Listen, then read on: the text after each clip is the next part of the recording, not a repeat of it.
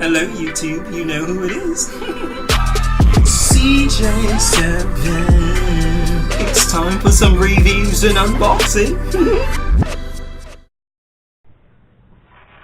What's up YouTube, CJ7 here. Got another unboxing review video. Alright, so what we have here today is the Melife Inspiration i3 Gyro Action Cam. Wow, that's a lot to say. Anyhow, it's a 4K ultra high definition tiny camera. It's got 4K at 24 frames per second. Stabilization with built-in gyro. It's got 2.4 wireless remote control as well as a Wi-Fi app. So let's get into it. Got this little double box shell thing. Oh, check this out. We got a watch that I can't take out that controls the camera. That was pretty cool. So these have LEDs on the bottom that light up according to your presses. Alright, so this is your video camera power. We'll take a look at that later. Let's see, camera. Alright, so it's in this camera mount that I already modified, because if I put this on my drone, it hangs like this, right? No problem. Well, it is a problem, because I need the camera to be this way, and there were no holes here. So I drilled these holes up top, so that way I can press the buttons when I had it on. But I forgot that I had the remote watch, which I could control it, but I still like to be able to hit the buttons. So it's only got 3 buttons on it. You got your power button and your picture camera button, Wi-Fi button, batteries down in here. Actually, I've never opened this. Yeah, check that out. See what kind of battery we have in here. It's my first time taking a look at it. 3,700 milliamp hour battery. So this is probably good for at least an hour and a half of battery, video, recording, pictures, all that good stuff. Let's open this up. And here, SD card goes in there. You got your HDMI out and your USB port. Connect to laptop. And let's turn it on. It turns on pretty quick. You hit the power button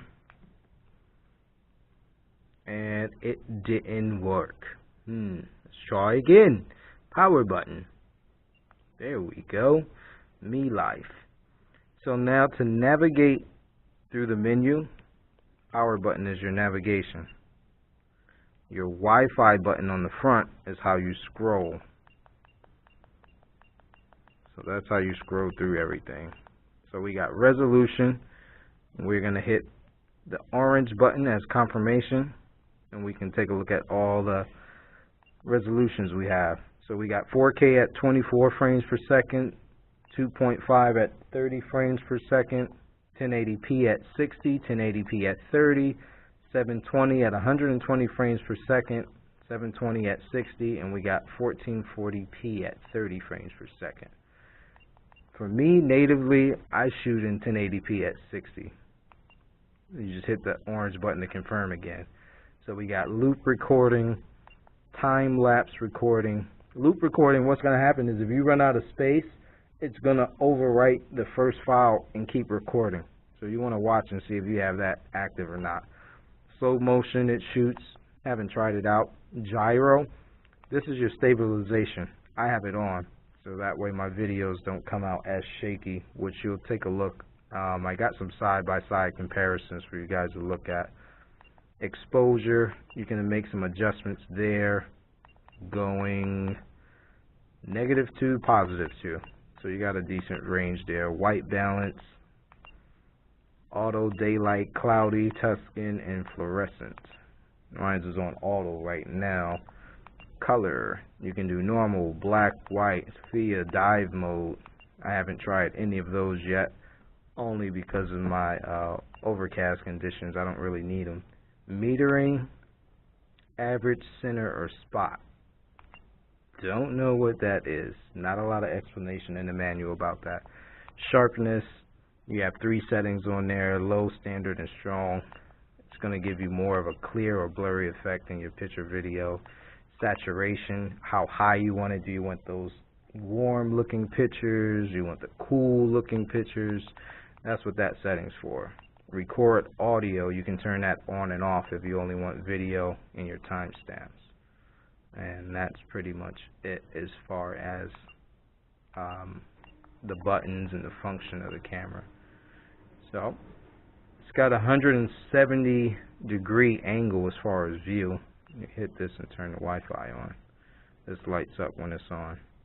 So Wi-Fi is on, so I could use the app or I can use the watch and be able to control this thing. It's got a nice touch to it. It's definitely a different size than your standard SJ cam and clones and GoPro cams.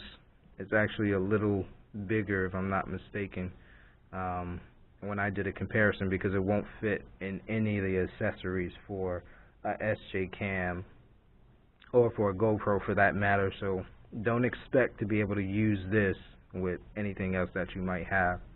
Also, we already know the hardware that's in here not really capable of doing 4K. That's why I don't shoot it in the 4K.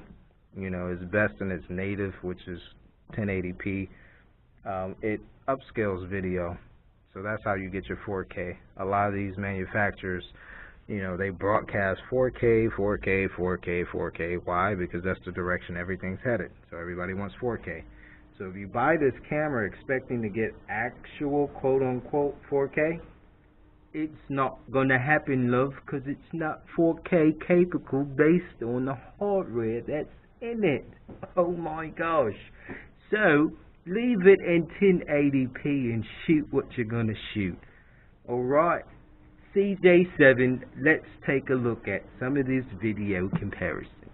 Alright. I should probably touch on accessories in the box. That's a good idea though, right? So you got your warranty card, USB cable, you guys know what that is, mounted onto a bike. You got your different clips, that's all that is. You got double-sided tape to mount it, and then you get these guys, little stickers.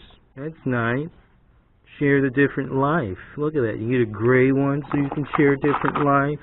You get the beach shot to share a different life. And then you get this one too, so you can share a different life any kind of way you want. Yeah, so, I mean, it doesn't come with a lot, which is expected. They do have another model. This is the i3. The i3 Plus. If you get this camera, that's the one you want. i3 Plus does actual 4K video. This one just upscales. But it does have stabilization in it, so that's the winning point for me. Good factor. So we're going to check out these videos. Ready? Let's go.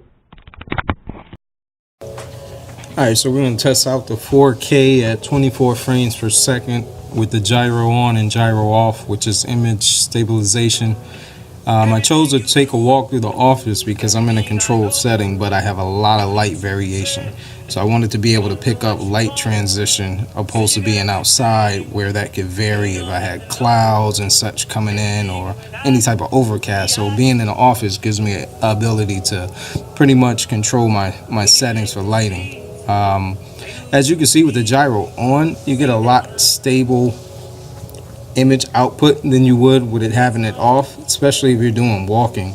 In any type of action cam, you want to have stable output only because the camera does bounce around a little bit. So the more stable you can get a video, the better the output's going to be. I'm also going to take a look at the 1080p 60 frames per second.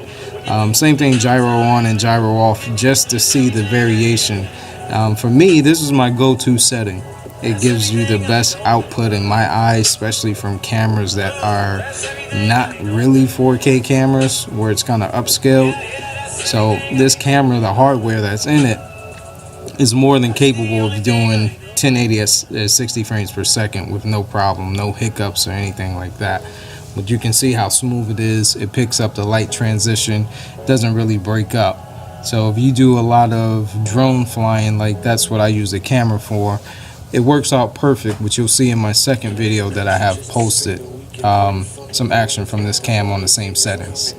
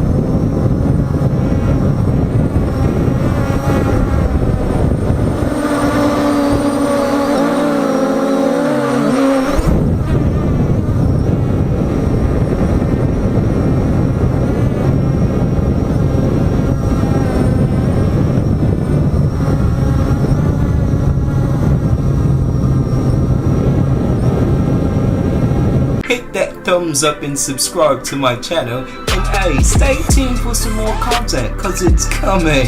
You know who it is? CJ7.